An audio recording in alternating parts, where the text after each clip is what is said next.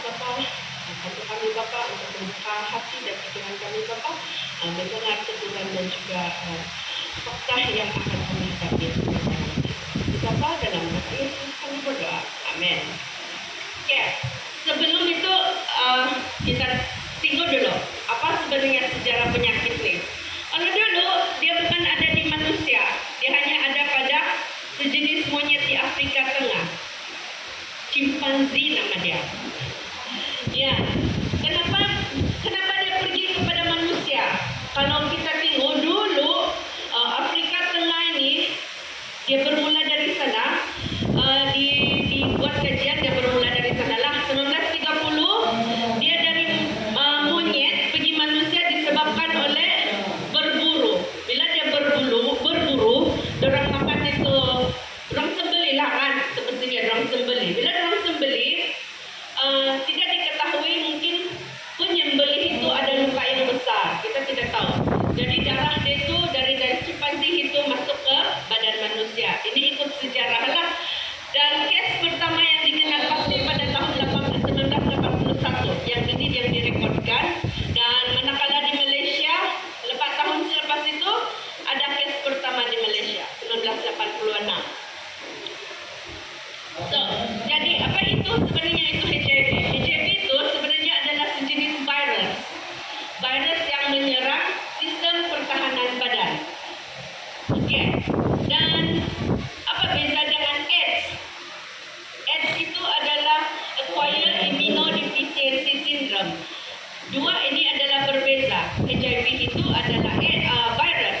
AIDS itu adalah sindrom dia, yaitu tahap akhir jangkitan HIV bila sistem imun di badan kita ini sangat lemah dan tidak mampu lagi lawan penyakit. Kamu kan tahu apa itu imun badan? Contohnya askar kan? Askar, kita setiap manusia kita dalam badan kita ini ada askar.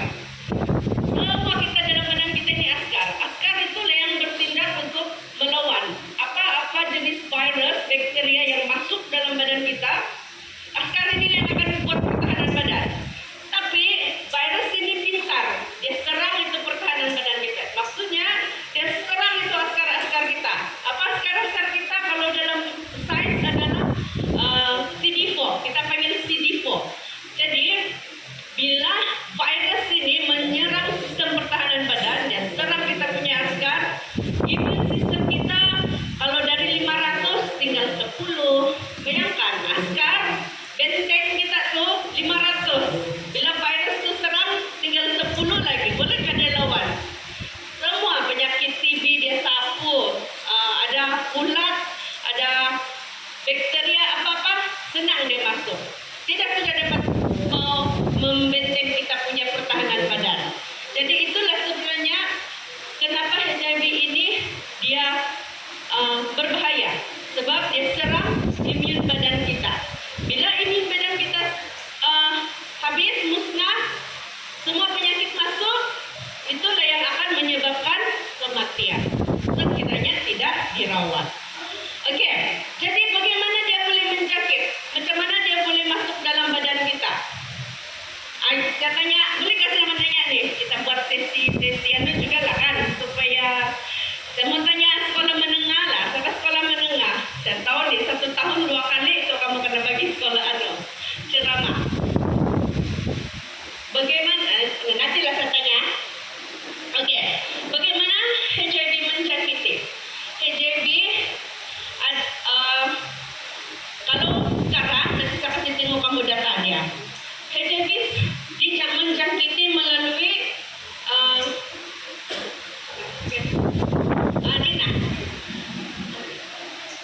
hubungan seks tanpa perlindungan, perfungsian jarum suntikan atau alat suntikan daripada ibu kepada anak semasa kehamilan, kemudian pemindahan darah yang tercemar dengan HIV. Jangan, yang pertama sekali ini tanpa perlindungan yang KKM boleh bagi sekarang adalah satu, penggunaan kondom. Yang kedua, kita ada obat PrEP, tapi satu tablet harga dia 130 kalau saya tidak salah, penggunaan 1 bulan.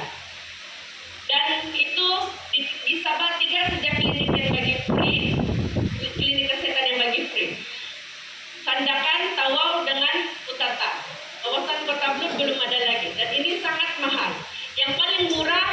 ini. Inilah perlindungan dia. Tapi pengungsian jarum dan alat suntikan ini lebih kepada pengedar, penagih dada, penagihan dada. Penagihan dada kan berkongsi-kongsi jarum suntikan. Dan faktanya lagi sekarang, kebanyakan pesakit HIV tidak lagi menggunakan jarum suntikan. Kalau sekarang dada makan sampai minuman bukan. Lagi kuat power dia. Ya. Dan ibu kepada anak semasa kehamilan, kelahiran dan penyusuan. Untuk ibu kepada anak, kalau sekarang ibu mengandung, masa booking sudah kena cek suami istri. Umur lepas 6 bulan cek lagi 1 kali, sebab kita mau pastikan ibu itu betul-betul tidak kena jangkitan dan kita tidak mau ada baby yang kena jangkitan. Sebab di sana memang ada kes sudah yang ibu itu menjangkiti dia punya bayi sebab ibu itu tidak dapat perawatan semasa dia mengandung. Dia tidak tahu yang dia adalah dijangkiti HIV. Jadi pemindahan darah yang tercemar dengan HIV, jangan takut, yang di hospital itu orang sudah saring. Ya, jangan takut, yang di hospital itu orang sudah saring. Orang tidak akan kasih lepas tuh darah kalau darah itu kotor. Jadi orang saring dulu tuh darah, baru orang boleh bagi dengan pesakit-pesakit. Bagaimana dengan ini? Adakah HIV berjangkit dari ini? Ini yang saya mau tanya. Siapa yang 2 kali sudah dengar ceramah tahun ini di sekolah? Di SAS saya tanya. SAS panjang bagi, jadi saya tanya dulu. Si Resi. Kalau ini berjangkit ke Resi? Boleh berjangkit? Tidak? Oke. Saya bagi kopin lah. Aduh, kok. Ya, sebagai pin. Ya, dia bilang tidak. Jadi, ada kayak aku merasa ini berjangkit, HIV berjangkit dari ini. Ya, HIV tidak akan berjangkit dari sentuhan, pelukan, yang cuma biasa cium tangan, cium pipi, laga-laga. Tidak, HIV tidak berjangkit kalau dengan itu saja. Menggunakan tendas yang sama, berkongsi makanan atau minuman, bersin atau batuk, gigitan nyamuk. Tapi nyamuk kan hisap darah. Macam mana? Berjangkit kan tidak? Seperti hisap darah. Jadi kalau dia pegangan yang lain, macam mana itu? Ada yang boleh jawab kenapa nyamuk bukan tidak menjangkit HIV? Sebab virus ini dia kuat. Dia tidak boleh hidup dalam badan nyamuk. Badan nyamuk itu bukan perumah bagi dia. Dia mau juga manusia yang besar, baru dia boleh hidup. Ya, nyamuk dia tidak. Jadi bila dia masuk dalam badan tu nyamuk, otomatis dia akan mati. Lagipun nyamuk dia tidak dihisap darah tidak. Ya, dia tidak akan kasih pindah itu darah. Boleh paham? Nyamuk dihisap saja, dia tidak kasih pindah pergi tempat orang. Ya, yang dia kasih pindah itu adalah tubuh manja. Ya, itu ya begitu ya. Oke, tuna berfungsi makanan dan minuman. Macam mana kalau tukang masak tertutung dia punya tangan berdarah, termasuk di tubuh makanan? Ada yang dapat jawab sebagai hadiah botol kalau dikali? Macam mana kalau ini? Potong ayam terpotong dia punya jari berdarah. Karena ada darah juga. Kalau dia potong watermelon dia cuci, dia hilanglah tuh. Sebab dia tidak akan hidup di luar daripada badan manusia. Dia mau di dalam badan manusia dengan yang monyet itu.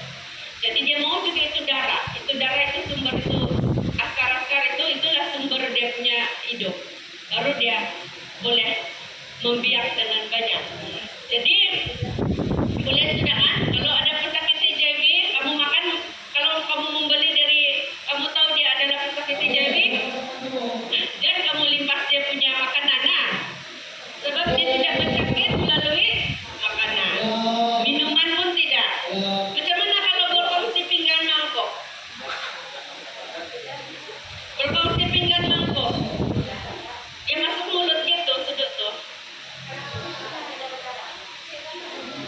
Dia masuk mulut gitu. Berjangkit tidak? Tidak, oke. Tidak, dia tidak berjangkit melalui pinggang mangkuk. Kalau dia berjangkit melalui pinggang mangkuk dan sudut, yang kita pergi makan di kedai itu, kita mungkin sudah kena semua. Ya, jadi tidak akan berjangkit melalui pinggang dan mangkuk.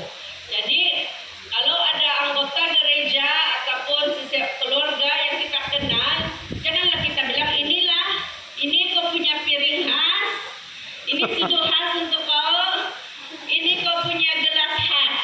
Jangan kau ikut kasih campur ke makanan kau sendiri. Tidak, itu namanya diskriminasi. Dan dalam agama kita sendiri pun diajar untuk mengasihi, menunjukkan kasih.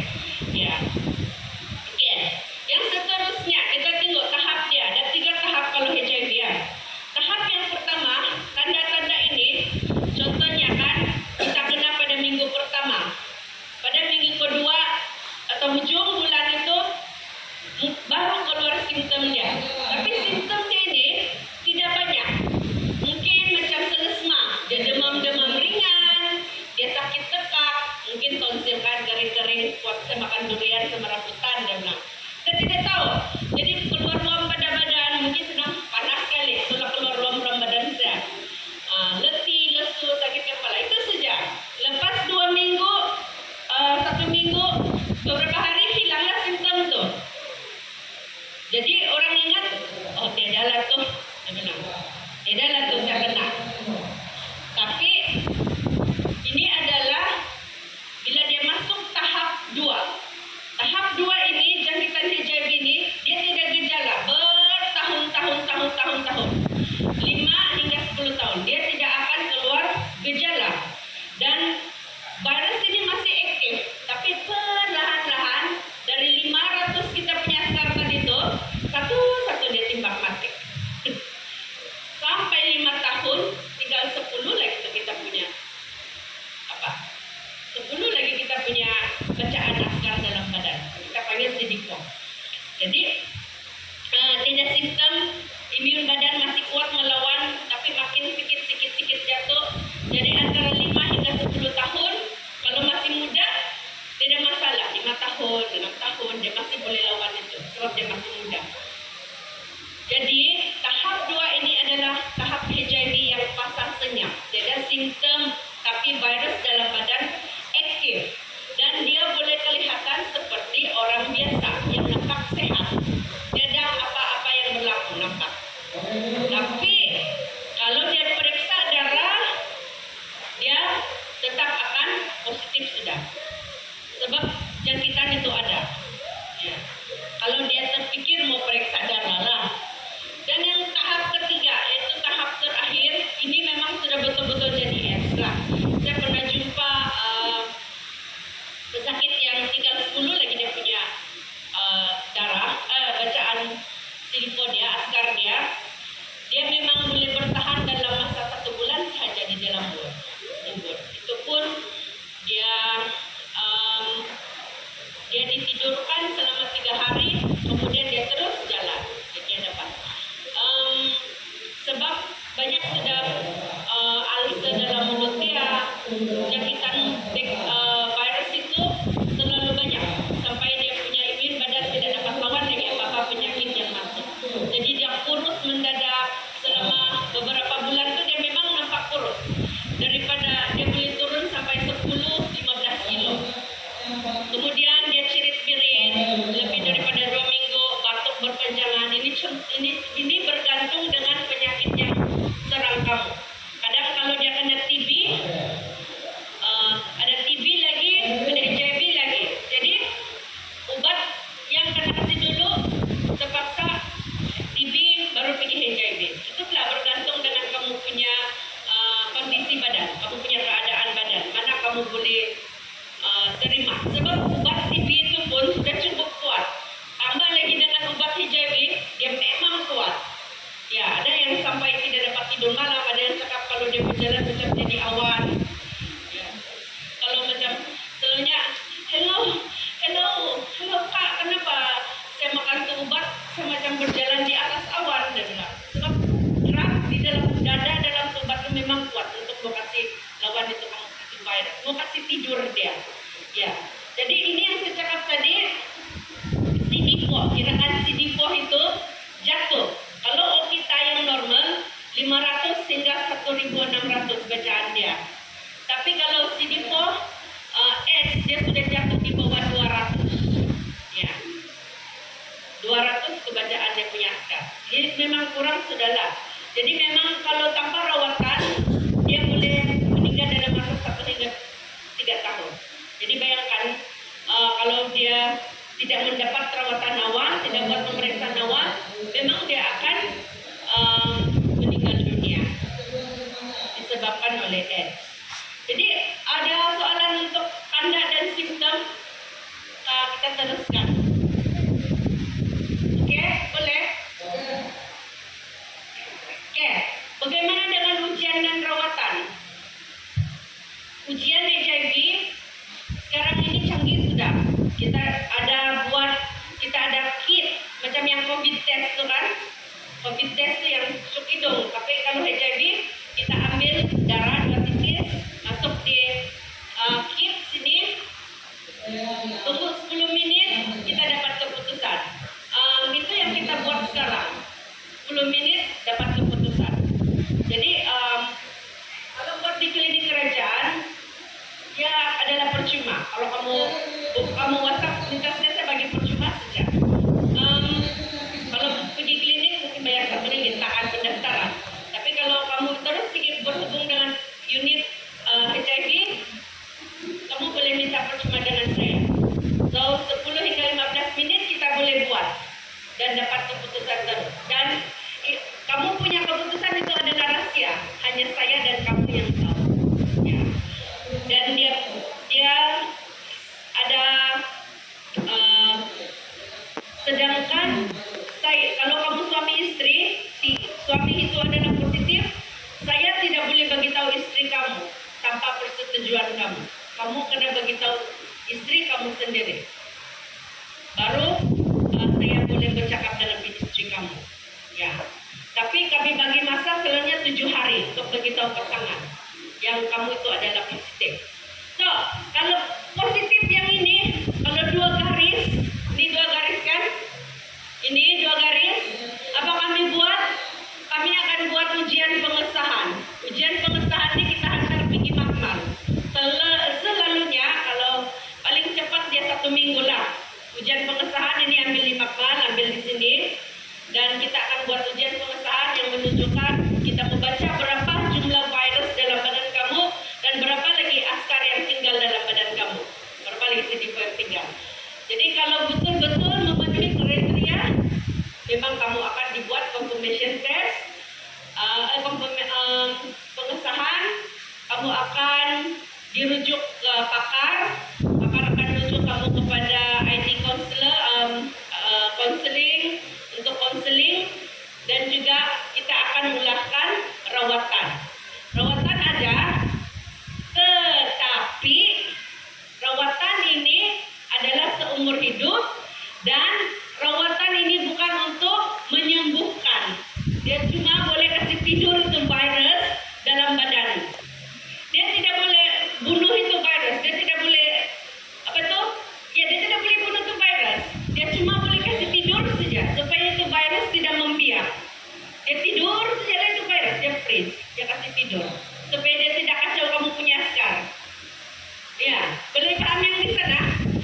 HIV dia tidak boleh sembuh, tapi dia boleh kasih tidur itu virus. Obat ini tujuan dia untuk kasih tidur. Bila virus itu tidur, dia sudah mengganggu itu kita punya askar-askar dalam badan.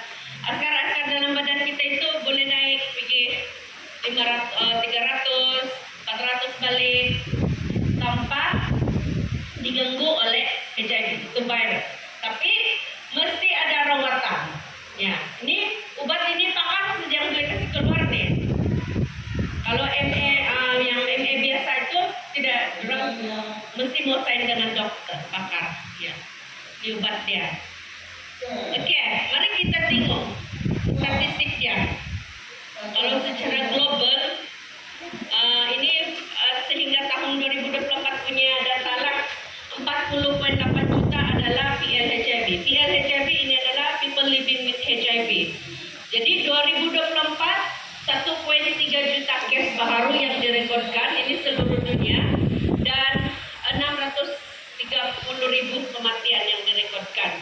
Ini kita boleh dapat di website WHO. Memang orang akan setiap tahun orang akan update ini statistik untuk kita punya awareness kita.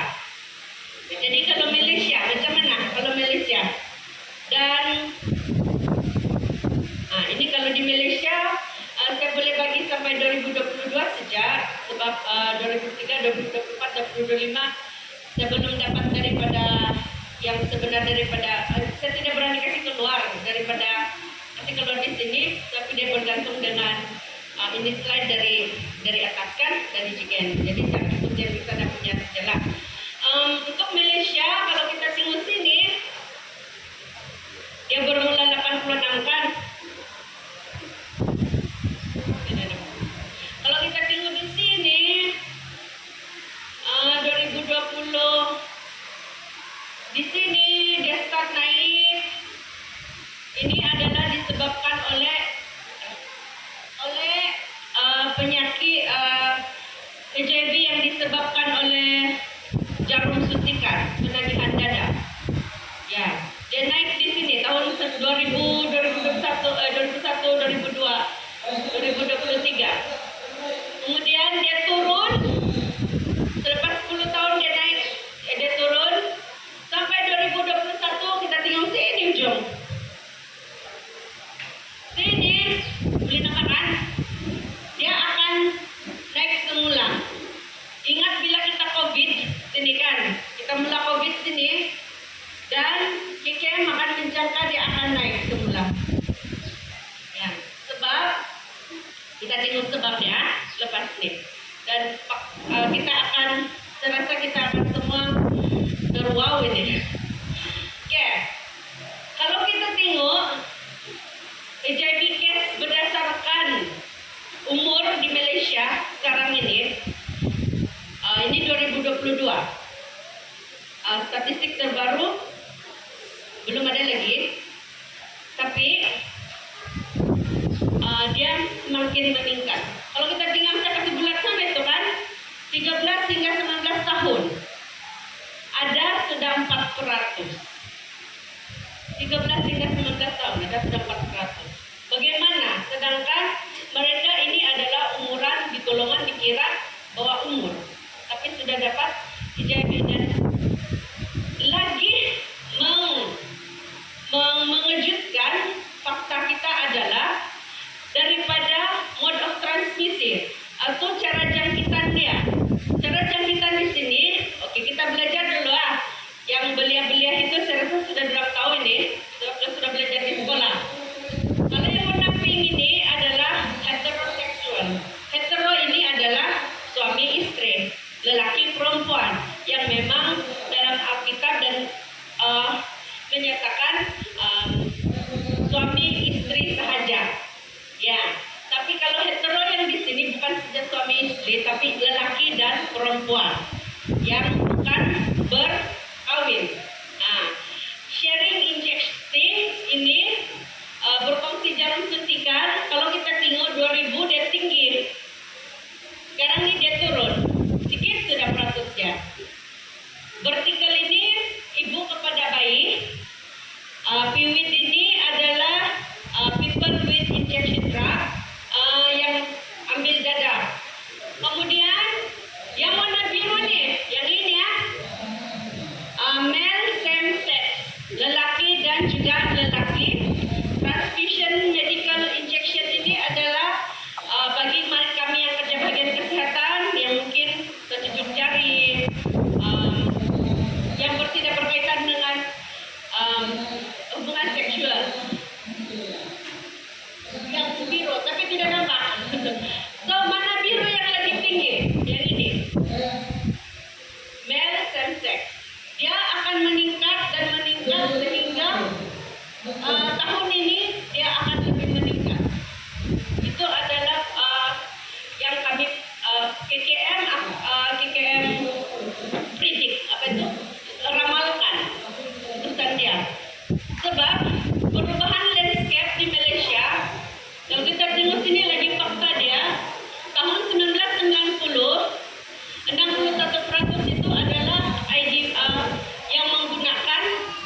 jenis suntikan. Tahun 2010 yang 61% itu kan, tahun 2010 48% ini berkurang sudah dia dari separuh 61 itu.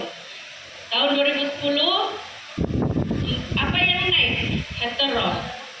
Hetero yang naik. Hetero itu yang berlawan dengan jantina. Tetapi pada masa 2018 data yang dikeluarkan ini adalah data yang dikeluarkan lebih 50% adalah hubungan seksual antara lelaki dan juga lelaki. Sekarang sudah melebihi 57 2018 dan 37 yang wanita suami istri itu bukan suami istri, lelaki dan juga perempuan, dan yang lain-lain semakin berkurang.